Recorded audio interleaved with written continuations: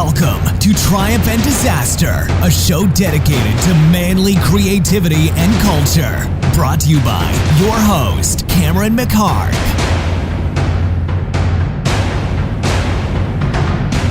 Hey guys, it's Cameron McHarg, and we're back with Triumph and Disaster. And I just wanted to say thank you, actually, to everybody who was listening to the first episode with Brian Larkin. Wow, I heard a lot of feedback, a lot of comments, got a lot of love for that, and it couldn't have made me happier. I mean, I've heard a lot. It's really kicked off well, so I really appreciate that. Just a quick note on that, we actually, I didn't plan on putting his episode out quite so soon. I wanted to get a few in the can, basically, and put them all out at once for iTunes.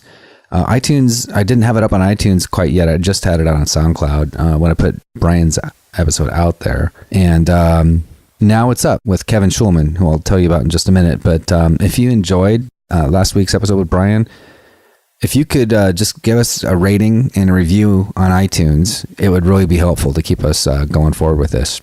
I put it out a little early because Leonard Has Fallen, his movie Leonard Has Fallen, was out and doing really well at the box office. And I really just kind of wanted to help him, strike while the iron was hot and help out with that. So again, for whatever reason, with this episode with Kevin, I ended up outside in a big kind of shopping area. This time it was outside the ArcLight in Santa Monica. And so you can hear some outdoor kind of cheesy shopping mall music in the background a little bit. It's not bad, though. It's really not bad. But just so you know what that is. And so, yeah, I don't plan on making this a habit, but that's just how it happened. Both these guys are super busy guys, and that's just where we wound up doing it. Just real quick, a little bit about Kevin. The first time we actually met, I was working my sort of day gig, so-called, was I was working a door. I was working a door to bar, and it was like a VIP membership sort of bar on Sunset Boulevard. I won't say what the name is. It's not even there anymore, actually. But they did sort of there was like a back room, kind of a shady, not quite legal poker game that they did there once in a while with the members of this club, and he was part of it. So that's actually the first time where we met, and then we've hung out a good handful of times since. And he's a good guy. He's a really, really smart guy, really, really hardworking guy. And this episode has a much different vibe than the one with Brian Larkin. In this one, we're joking around quite a bit more. That's just how it worked out. But he does get to the meat and potatoes of cinema, what that means to him, and directing and producing, and what it's all about, and the kind of hard work that it takes to get him where he is. Yeah, this new Charles Manson movie he's producing. Has this actor. I wish I could tell you who it was. It's really exciting. Guinevere Turner, who wrote the screenplay for American Psycho, wrote the screenplay for this one. Bret Easton Ellis wrote the book, and she wrote the screenplay for American Psycho. But this is going to be good. I'm really, really excited for him, and I think he's really going to be taking off soon. So anyway, hope you enjoy. Here we are with Kevin Shulman on Triumph and Disaster. Yippee-ki-yay, motherfucker. Hey, guys. So I'm here with Kevin Shulman, and we are... once again, I don't know why we're doing this, but I'm outside again in another park. I'm a little bit shopping center. Worried this time though, because now we're in straight up a mall. Yeah, it's a huge mall, and I'm not ashamed to admit that we had a beer just now before we came down here. But now we're having a Starbucks. That's how you make this whole experience palatable. You're just but we are at a Starbucks. But yeah, we figured this is a safe haven. Why? Because you see all the screenwriter, the wannabe people with the laptops. Yeah, so we won't be hassled by the man, hopefully. Right. So we'll have no repeats of "Don't tase me, bro." Exactly. Don't. Yeah. I'd love to see you get tased. Yeah. But anyway, so do you want to kind of introduce yourself to everybody? You want to say who the F you are? Sure. Considering this is probably just meant for family, my mother, and for all 10 people listening out there. Yeah. So my name is Kevin Shulman. I am a film director and film producer, formerly of music video lore and fame. Yes. And what type of it was a specific niche, wasn't it, that you directed? Yeah. I thank you for going right for the gusto. Hip hop and R&B music So videos. Your name being Kevin Shulman, right? Nice Jewish name. Yes. So how did that work out? Swimmingly. It was kind of like it was like a new age Brett Ratner kind of deal, except with not immediately the success or the budgets or any of the musical artists that later became on to be famous. But other than that, it was just exactly the same. So how long did you do this? And you want to talk a little bit about this? A little bit about your experience? Yeah. So I got into music videos because I had directed a short film on. Hold on. Mm-hmm. Before that, I was born a poor black boy. Okay. Much like Steve Martin. Yes. And no, so I'm dating myself there. You guys got to look up The Jerk on that one. Anybody born after like 1990? I just watched The Jerk again recently.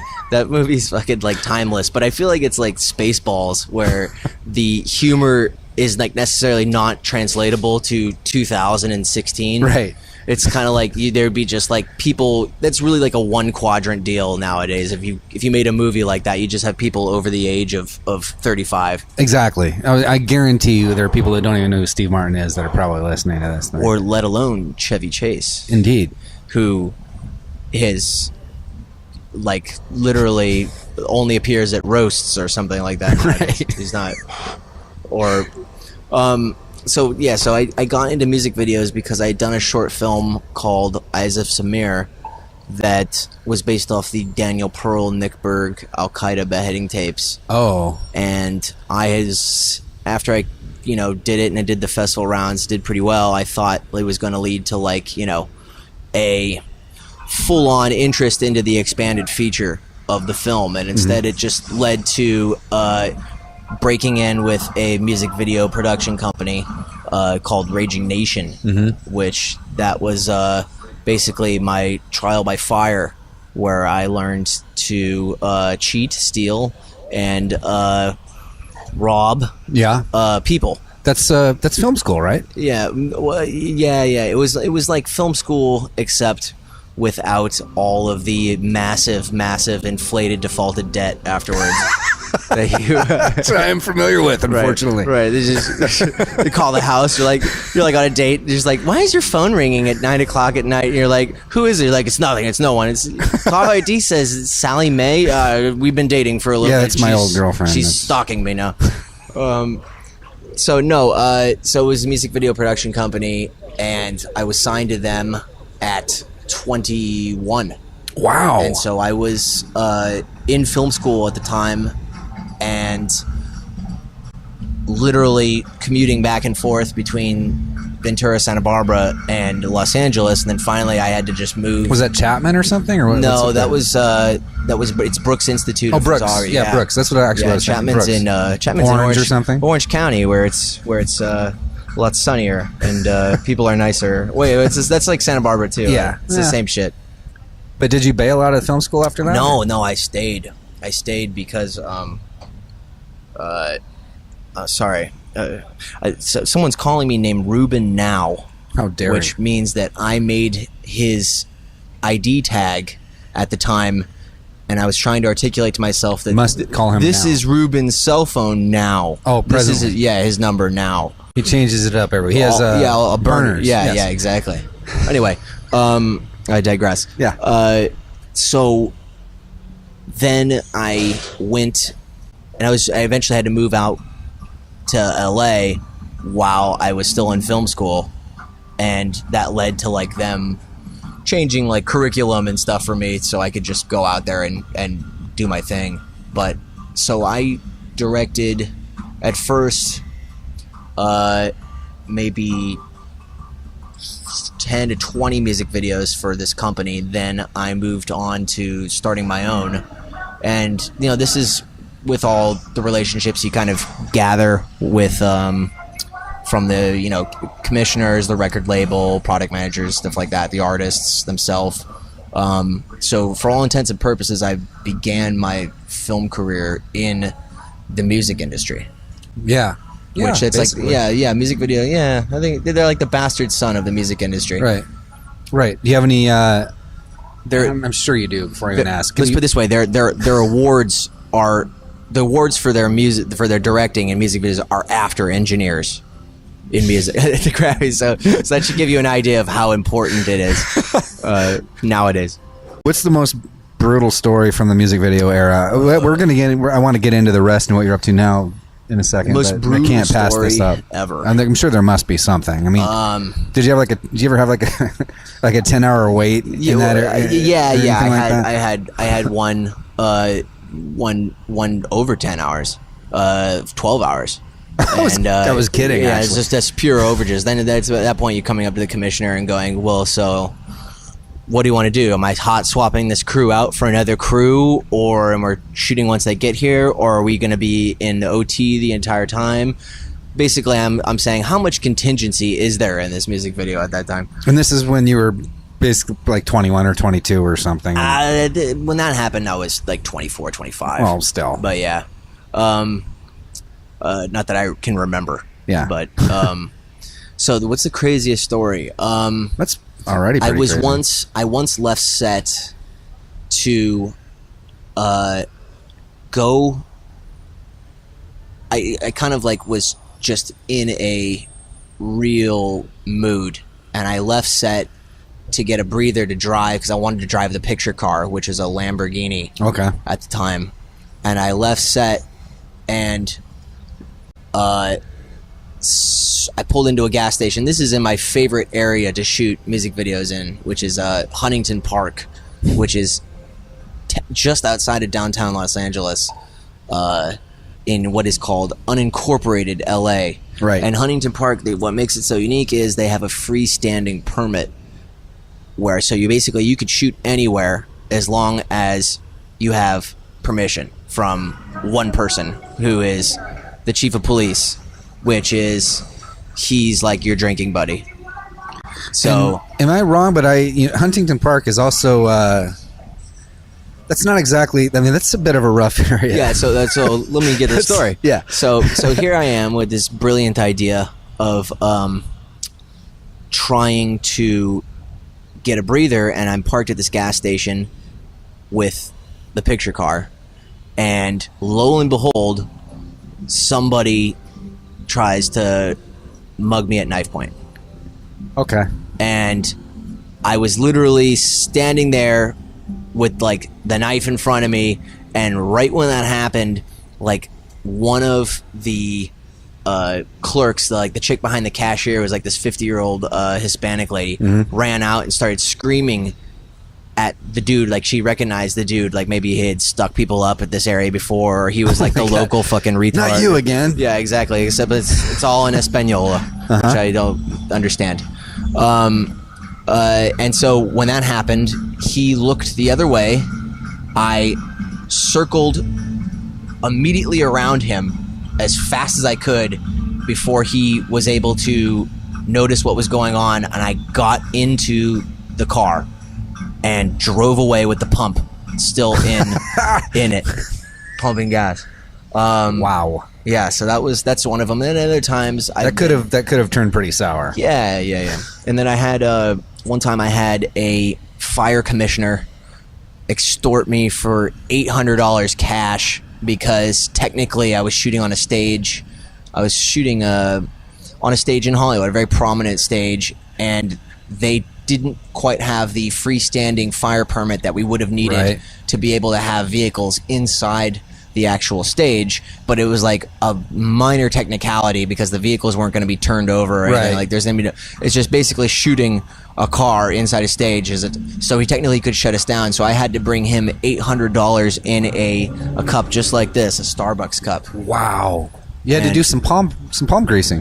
Right. Well, that's all music videos really that's are. A lot of filming. I mean, that's actually, when you were saying that reminded me a little bit about Werner Herzog, actually, always talking about doing shit like that, breaking into places and taking bolt cutters with you wherever you go and doing whatever it takes. See, that's why he's fantastic. I love that guy. Because that's the kind of gangster mentality that you need to be able to pull off this kind of crap. It really is like a young and like dumb man's game. Like you think you can't really be touched.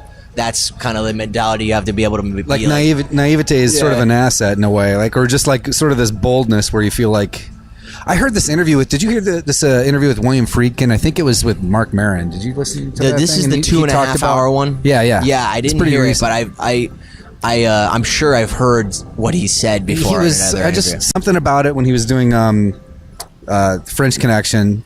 Apparently, he's like, the chase scene. He's like, I like women with large posteriors. I love William Friedkin. Okay, but anyway, the chase scene, apparently it was like 90 miles an hour in the middle of New York, and they didn't actually have that blocked out. I mean, they didn't have the streets closed. Yeah, that was the he fucking filmed that in the middle of like life. That was the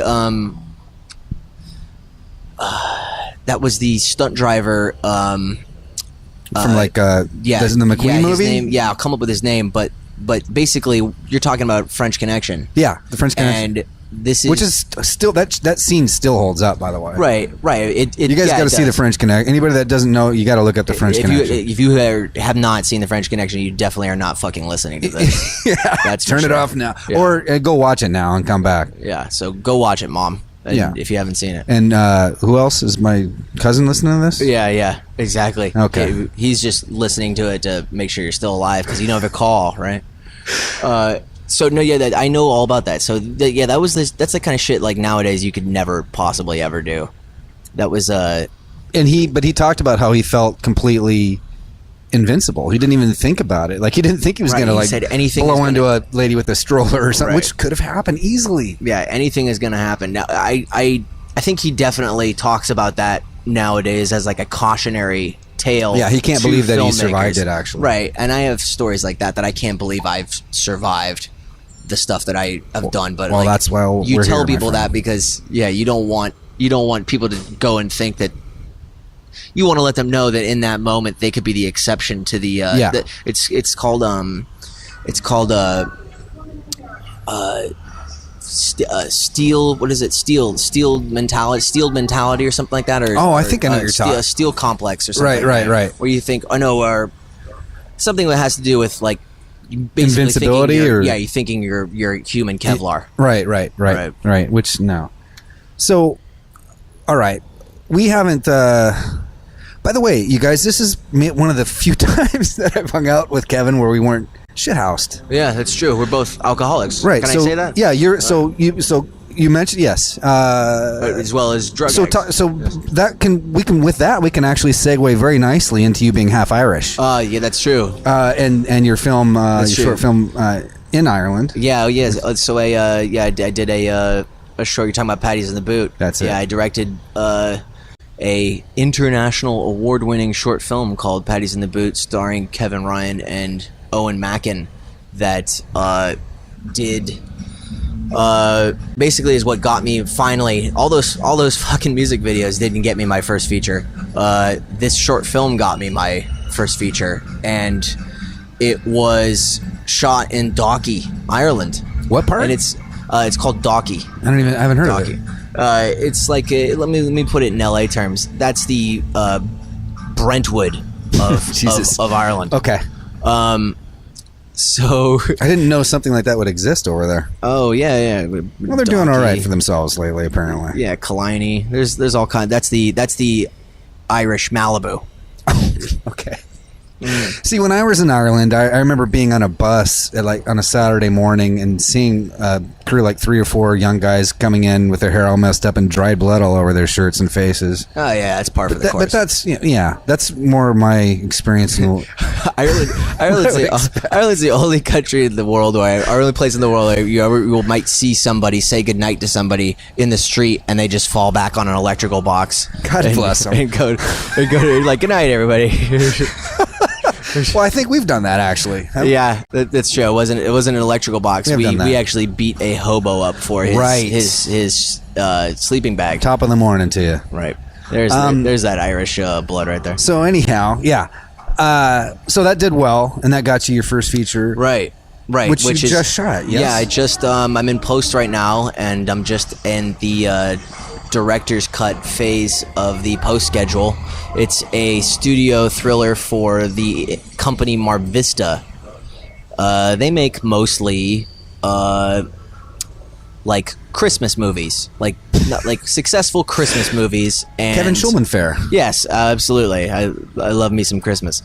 but they're getting into. Oh, and that's not true. They make also like teeny bopper, like coming of age stuff. Oh, okay. Yeah, Not so teeny bopper like booby movies, but more like. Right. Well, it just shows the diversity though. But but no, they're getting into horror and thrillers.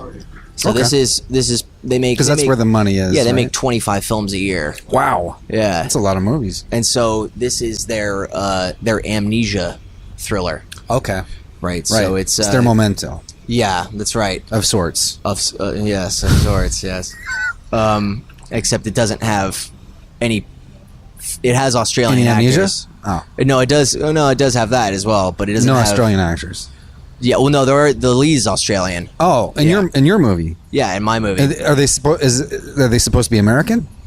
Yes, they are. Okay, Because this is going on. You're running into a problem with me here. Yes, well, I mean, the thing is, if not with them personally, God bless them for with you talking about hiring foreign actors. Yes, as Americans, right? Well, which is, by the way, a lot of what the show, well, not directly is about, but the show is about. Here's the thing. I don't think the United States is in shortage of. When we're talking specifically about like, who's our best American actor? Well, I'm talking now? Specifically about like sort of the old school tough guy, like a Lee Marvin or a Steve McQueen or a Charles Bronson. Exactly, first actor ever to work out. That ilk. If you were going to make a movie like that with a guy sort of whatever the modern equivalent of that today, odds are good you might wind up with an Australian or a British or Scottish or an actor from somewhere else. Right. What the fuck is that? I'll tell you what it is. No offense to you guys, because I know we actually do have listeners in Scotland besides really? My cousin and your mom. Nice.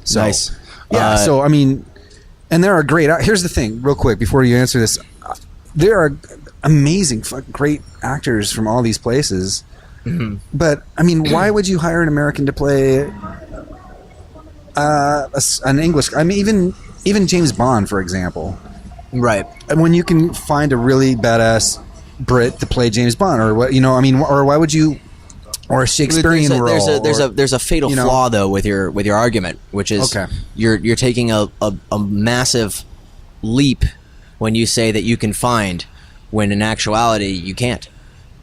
Okay, so I've talked to people about this, and even I think it was a casting director, and somebody said, and I don't know if this is true or not, but they said that that might be the case, and they said that it might be a cultural thing, because in this country, guys who were back in those days, guys like Lee Marvin and the guys that we mentioned were actually like, prior to their acting careers, they were pretty tough dudes. They grew up in the Depression. They were in World War II. Right, but now we have American guys that don't really act anymore. Do you think? Do you think that these are guys that are out fighting forest fires and going to Iraq and shit like that? It's really simple. In acting schools in Los Angeles and New York tend to be, for the most part, money grab scenarios where they are teaching acting to actors who are so naive they don't understand that they are not getting the type of education that they need to properly be to it's just like working out, to build their muscles to become an actor. Mm-hmm. Whereas if you are studying drama or theater, or you're even in an acting workshop in any other country, there's zero tolerance for that kind of a scenario, because there's no allure of saying the BS. Well, there's no allure of saying, like, you're hip pocketed into, this actor, the instructor worked with such and such. Like in Irish, in Irish film industry, it's like basically you have to be doing it because you absolutely love you love drama. You love performance. It's for the right reasons, in other words. It's not about trying to be famous or something. You're people from other countries are doing it for the right reasons. Right. By the way, real quick, hip pocketing is when an agent doesn't really necessarily sign you, but they sort of take you on, not unofficially, and get you out there. Is that basically what we were saying that when you mentioned hip pocketing? I mean, that's correct. Or in casting roles, basically, it's when you are because of your association via someone else, you are being used in a professional capacity, but you are not necessarily getting all of the full benefits. Yeah, correct. Okay. So it's more about people in this country that are doing it or not really doing it for the right reasons, and they're not really taking themselves seriously enough, really. Well, right, and for the most part. And this is like, you know, there's a large enough population sample in Los Angeles where you can say that the majority of people here, you know, are not here for the right reasons. They're you know, trying to look good. They're trying to get attention. They're the prom king, prom queen Right. of Tulsa, Oklahoma, Right. or wherever the fuck it is, and they're here on a very shortened timeline too, expecting instant gratification. Right. And if they don't get it, then it's back to doing whatever it is they were doing. Right. Right.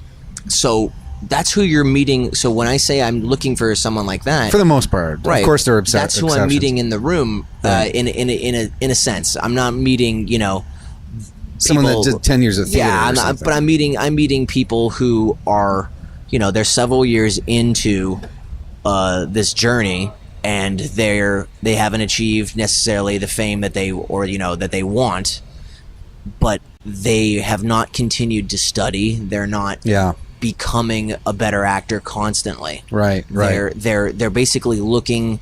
This is a general. I'm generalizing. Sure. But that's what fuck it. That's what we're doing. So they really are here with and expecting tricks to work as well. Like being in the moment and being a student of the person the type of person that they're playing the character of seems to be as important, if not more important than, or I'm sorry, less important than, you know, oh, if I wear this, if I behave this way, if I wear, you know, if I sit in, if I ask this question, they're on IMDb like trolling and seeing how they have a connection to the director or something in order to have like the conversation before the audition is like the most important part to them, you know. So long story short is there's not as much of a respect to the craft of it as maybe they're depending more on their personality or their looks or something here more than it used to be.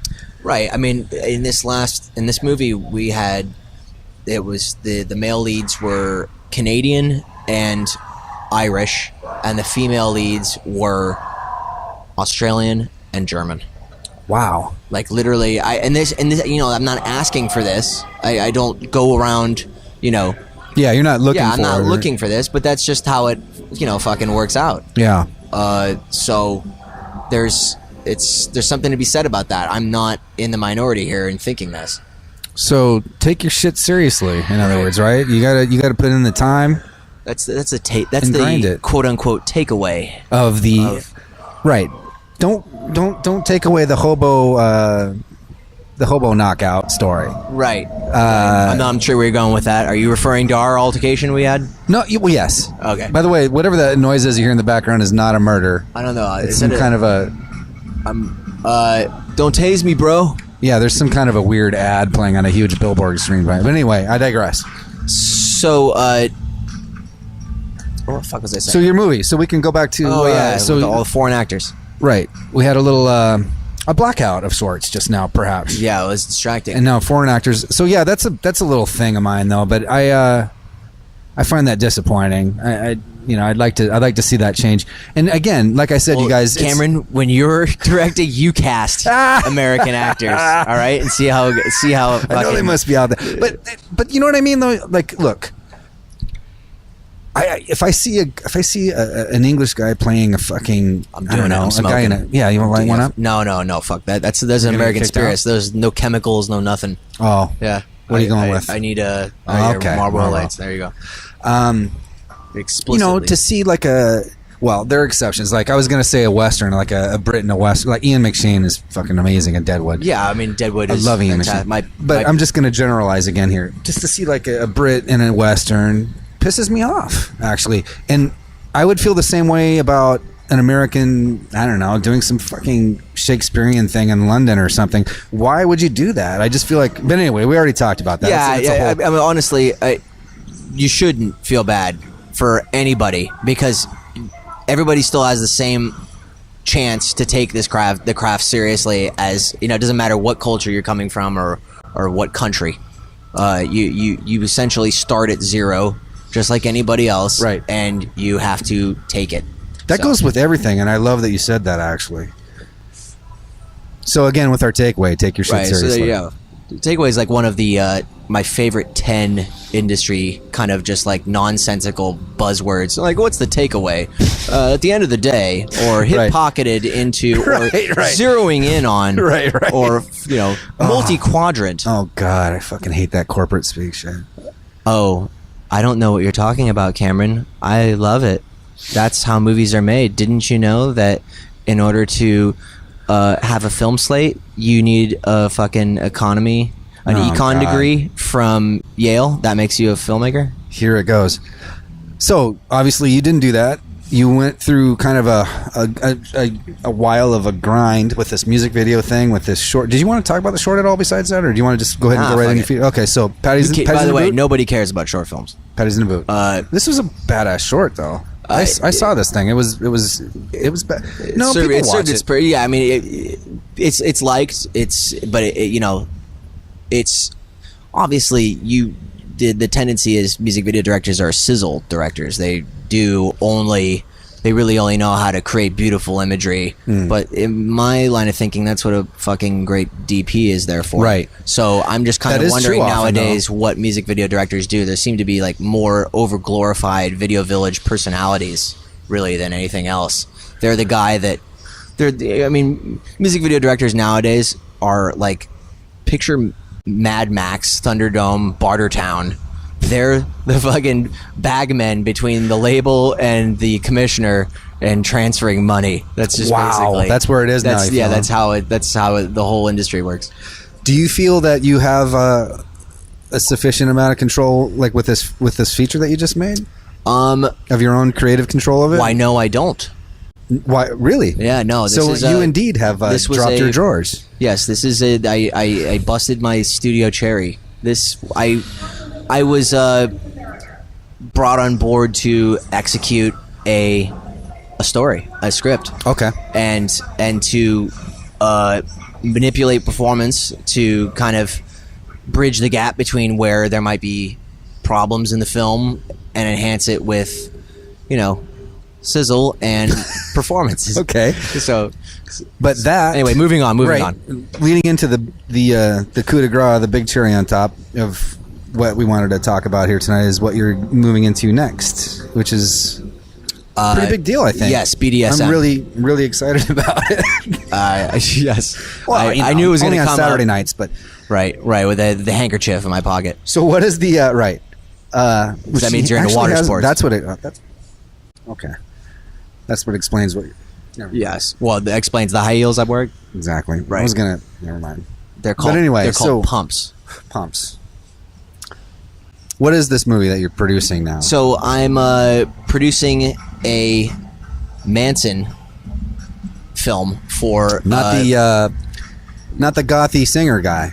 Yes, the gothy singer. Oh, it is. No, Charles Manson with my producing partner Jeremy Rosen under the Roxwell Films banner for director Mary Herron and writer Guinevere Turner of American Psycho fame, which is really, really exciting. Right. And the director, what's her name again? Mary Herron. Of what fame? American Psycho. Okay. Just loudly and clearly so we can... And you can't talk about any casting or anything at this point, though? No. Not yet. Not yet, but we're in the middle of casting right now. But you threw around privately some names that were really pretty exciting to me before. Last time we talked at that... Yes, Big Bird and Cookie Monster. Cookie Monster is going to play Sadie. We're thinking about maybe getting... it's reuniting the Muppets with the for the Charles Manson story. Yes, that's right. They're all puppets. But this is a little bit of a different take on it, right? From what you told me last time. Right. This should be quintessentially for once and all the quintessential Manson film. It's going to be told from the perspective of a social worker who was assigned to the Manson girls to teach them and assess their whether or not they were able to face sentencing. This is after the trial. This is factual, or? Right? Yeah, this is all based off a true story. It's based off of a book, and it's based off 2 books. And through the course of working with the girls, each girl has her own kind of arc. You know, some find the light and realize that what they did was incredibly horrible, and Manson's a fucking, piece of shit brainwasher, and the other is others double down on Manson and continue to, but to this day, right? Yeah, that's right. I mean, and the whole thing is that Manson is in the story via flashbacks. Okay. Right. Okay. So it's not going to. Okay. So you'll have basically recreations of some of these girls today, or is it all like sort of faux interview kind of things? No, playing them today, in prison or whatever. Or it's a narrative chronicling this woman's encounters with them and her personal life, but mainly it's a journey. It takes these women from where they were left to where they are at present day, and it's it's a absolutely great piece of writing by Guinevere Turner. It's probably the best thing she's ever written, according to Mary Herron. Wow. And that's that comes with American Psycho being included. Right. That's really, really fucking exciting, man. Yeah. And that's due to get rolling when? You're already in the middle of casting, right? Or? Yeah, that's right. We start shooting in August in Los Angeles. Wow. Yep. Holy shit. So this is a project I've been on myself along with Jeremy for I want to say at least 5 years. We yeah. Yep. And that's typical, isn't it, for a movie? I don't know. I don't really know. There's no real set rules, but it does take a long time. Yeah, it takes a lot of disenfranchising and disheartenment and. By the way, can we talk? We've fucked around a lot in this talk, and that's fine. It's been good, but can you talk a little bit about that? About your road from when you start to when you got here, and like, can you just, because I think people are curious about what it would take. What takes 10 years. 10 years of what? Pacing around rented bedrooms. Yeah. In Los Angeles, wondering how the fuck you're gonna be a director and a producer. And you've had a lot of doubts over that 10 years or something? No, I never had a lot of doubts. I had dark moments, dark periods of time. Yeah. Where literally, it could last a year. Yeah. Nothing's working. You're not making any progress with your projects. You're stuck in the same rut. But I was one of the few people that was just like lucky to be able to have the day job be directing in some form, right, or producing in some form. Well, what kept you going, man? What got you through those dark years and periods? Like what was it? Bold faced, egotistical arrogance. No. It's you do it because mainly you pass an event horizon sort of where you are in the journey. You can't really quit anymore. Like I never really, like I was raised to do this job by like my mom. So it's like I was never really going to do anything else. Once I had like factored out the military, and this was the only thing that I was good at, really, that you could potentially see hanging a life on, right, making a life out. So you burned the bridge. Like there's that famous story. Well, some say it was like Julius Caesar. Some say it was whatever, the Greeks. Or there's a story about how they landed. They crossed some big river. They were going to attack whatever someplace, and then they were ordered to burn their ships, burn the bridges. Right. Meaning they can't turn back. You have to go forward. You win or you die. That's it. Yeah. It was like, so it's basically you have to look at it like or like Normandy. something like that. You Right. know? What you have? You can't That's get the back only in the choice. boat. It's forward only. Yeah. What is it that makes you? What is it that makes you? Why though? Why movie? Why movies? And why? What is it that drives you? You know, it's campfire. It's storytelling. It's you have an ability to capture people's minds and attention by telling a story seemingly better than the person that are next to you. You know, I think it's important to also be true to yourself and be introspective and say, you know, am I actually good at this? Yeah. You know, because I feel like a lot of people, you know, they don't, you know, they dig deep after years and years of having no success whatsoever. Yeah. And I think it's important to have, you know, a healthy amount of even if it's small success, something that justifies making a life of it. Is there any sort of discipline with it? Like with a lot of writers, for example, you know, whatever, they have a writing schedule. They get up in the morning or they stay up, you know, certain thing that they do every day. Is there anything like that that you? Yeah, that I you mean, employ? you're asking what is the inherent quality? Like, what's the thing that you do? An inherent quality, and inherent quality, yes, and also You read and you meet people. yeah, When you have no calling cards to speak of, you should be a student of film. You should come from an academic place where you know film like the back of your hand, because the one thing that you can hold over anybody, even when someone's looking at you and you're not successful yet and they're like, who is this schmuck? You can start talking about the French New Wave. You can start talking about the careers of other directors. You know film front to back. And that gives you an edge when you're speaking to people who are wondering why you know, why give you money? right, Why, you know, not because something, you know, you're going to do something cool, right, but because you seemingly are completely inspired and enveloped by cinema. And what is it about it that you love? Like, can you talk about that? Yeah, it's Not just the making of it. I mean about cinema itself. Like, it's cinema is, you know, for a lack of a more eloquent way of putting it, it's life's rich pageant, right? So cinema can be an attack, it can be a violation, it can be a probe, it can be a reveal. It's art, I think, in its most hybrid form.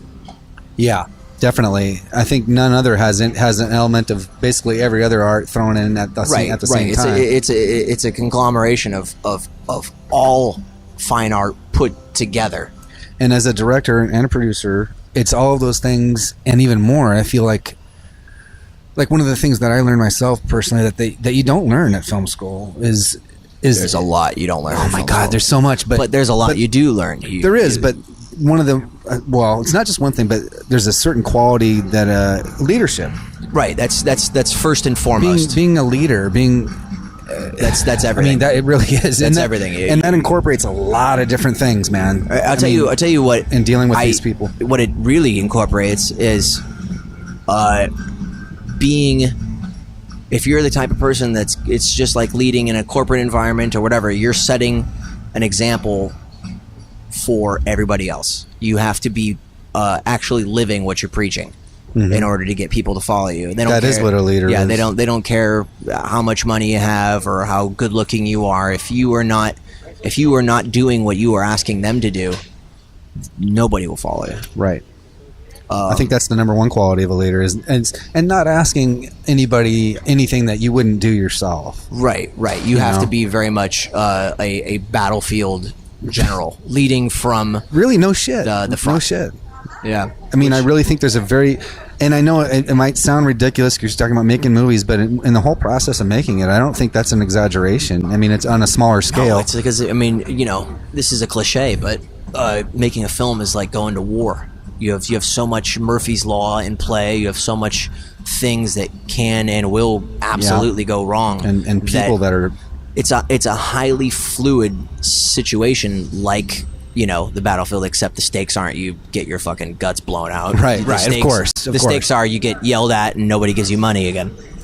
Yeah, it was, I think Rommel, I don't remember the exact First, quote, just but- like for the record, like to address that is the first Nazi general reference of this podcast. Possibly, I don't know why it took this long to bring that up. Possibly not the last, but let it be known Maybe not. that the Desert Fox was, and his blitzkrieg tactics. Right. So anyway, yeah, why did I wait that long to bring up a Nazi general? Field Marshal. I don't know, but to be I precise. feel it compelled. To a guy named Shulman. Yeah. Well, I feel compelled to mention that he was this great guy until Montgomery and Patton bitch slapped his ass. Right. That aside, there was and I don't remember, unfortunately, exactly what it was, but it was They should have essentially never rescued Mussolini and the Italians with the African 6th Panzer Division. It was bullshit. I think I'll bring up a different quote, but a different guy, but the same meaning. Like Tyson said, you know, you have a plan in a fight. What was his quote? Until you get punched in the face, right? Everybody has a plan until he gets punched in the face. You said it just like that with his voice. Yeah, Can you do it? everybody's got a plan until you get punched in the face. Thank you, Mike. Yeah. So Rommel said the same kind of thing, but yes, but that's true, right? By the way, we're going to wrap it up in just a few minutes, but when we were having a beer earlier, Kevin was doing a variety of impersonations. I knew it was somehow going to land on this. All right, so what do you? What would you like to hear? Give me let's start with an obscure one. Okay, how about Terrence Howard? Terrence Howard. That is an absolutely hell of a thing for you to say to me, Terrence Howard. I'm gonna say to you, you're in the driver's seat, we in the driver's seat. How about that? It's hard out there for a showman. It's hard. It ain't hard out there for a showman. And everybody does a walk-in, but I like to hear everybody's version of a walk-in. Everybody does the same lines with a walk-in. Like you got to do a walk-in where like an obscure, like right. How about here's walk-in in like pool in hall, a different situation. pool In a hall pool hall. junkies. Okay. Oh, okay. Very specific. Look, I lose 80 grand. I get another 80 grand. How about that? Something like that. Yes. All right. Yes. Can you do Christopher Walken? Never mind. I'm not gonna. Don't get cheeky with me. I was gonna put him in an inappropriate situation. This isn't a 12th grade drama improv class. And who else did you have? You had a couple others. How about Tim Roth dying? Tim Roth dying in the back of the car of Reservoir Dogs. Fuck you. I'm fucking dying. I can't believe that fucking bitch shot me. I'm so scared. Would you please hold me? You're not gonna die. You're doing Keitel too? You're gonna be okay. You're gonna be okay. You're gonna be okay. Say the goddamn fucking words. I don't know how this deteriorated into this. There's lack of creativity. That's how it's happened. All right. So I know we didn't have a hell of a lot of time. You got to get moving here in a minute. Yeah, I don't know. Is there anything else you wanted to talk about or plug before we take off? Let's just close with Ray Liotta. Okay. Because that's the marquee impression. That Okay. This is our closer. What are you gonna do? Not pay Jimmy Conway his money? You borrowed his money, now pay him, so get the fuck out of here. By the way, he just slapped me in the face. That's right. You probably didn't hear that on the mic, but he actually slapped me in the face. No, it's after that. muffled. I can do it again if you'd like. Dude, thanks for showing up. I really Absolutely. appreciate it. And really, on a serious note, I'm really fucking excited for you about the Manson movie. Thanks, I think man. that sounds so fucking amazing. It And I'm sounds really amazing. happy for you. That's what's most important. I just have one last question for you. For me? Oh, Yes. okay. Do you validate parking? Well, you got my beer. I'll get you parking. All right, sounds good. Hey, thanks, man. Seriously. Kevin Hey, Shulman. Have a good one. So that was Kevin Shulman. Hope you guys enjoyed that talk. I had a really fun time with it, obviously. We joked around quite a bit. I just wanted to let you guys know, though, that, you know, the first couple episodes here I had an actor and writer, and now I have a producer, director. And I just want you to know that this is not entirely where this podcast will be headed. It's not all about movie guys. It's just that's my sort of personal connection. That's what I'm involved with most, and that's one of my loves. I have lots of interests, but that's what I do, and that's who I have the most relationships with. So there will be a lot of that, but there will be others in other fields soon. And you'll see. But just so you have that little disclaimer. I hope you guys enjoyed. If you liked it, please give me some ratings and reviews on iTunes. I'd really appreciate it. It'd help keep this thing going, keep this thing growing. And we'll see you again soon on Triumph and Disaster.